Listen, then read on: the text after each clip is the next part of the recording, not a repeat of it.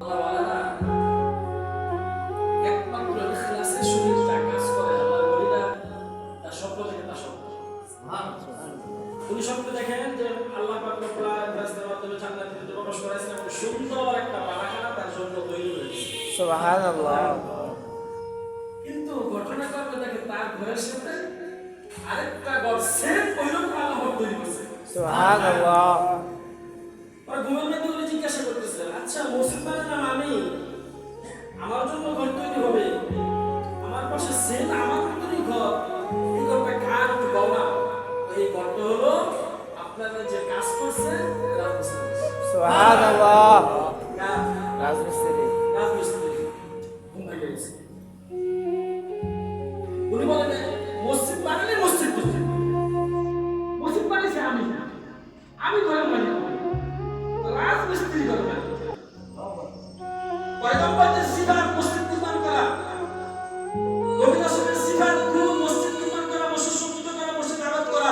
আল্লাহর পয়গম্বর মদিনায় যখন যান কোরআন মসজিদ নির্মাণ করতেন।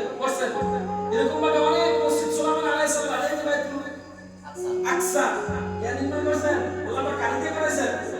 সুলাইমান আলাইহিস সালাম একবার না দুইবার, একবার বানাইছে। তো আল্লাহ কাছে না আমার নাও সুবহানাল্লাহ।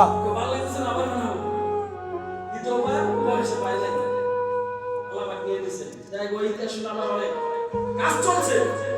আল্লাহ পাক সুলাইমান আলাইহিস সালামের মাধ্যমে কাজ চালাইছে।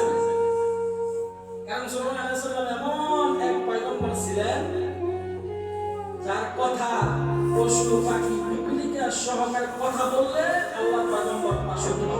সুবহানাল্লাহ। সুলতান আওয়াজটা বলেন সুবহানাল্লাহ। কোন বিদুর এত মর্যাদা দেওয়া হয়েছে না। কোন কাফিরদের এই মর্যাদা দেওয়া হয়েছে না। কোন খ্রিস্টান বৌদ্ধ ইহুদিদের এই মর্যাদা দেওয়া হয়েছে দেওয়া হয়েছে আমার আপনার পয়গম্বর সুলাইমান আলাইহিস সালামকে। আবারও চুপ করতে বলেন সুবহানাল্লাহ। সুবহানাল্লাহ। সাহেব রশিদ উনি সব ডাকলেন, এই সব মিস্ত্রি আসো। ঘটনা একটা ঘটে গেছে কি আমি স্বপ্নে দেখছি আল্লাহ পাক আমার জন্য জান্নাতে ঘর নির্মাণ করছেন, কিন্তু পাশে আরেকটা ঘর। জিজ্ঞাসা করলাম বলছে রাজমিস্ত্রি। সত্য কথা বলবা এই মসজিদে কে কি দান করছে?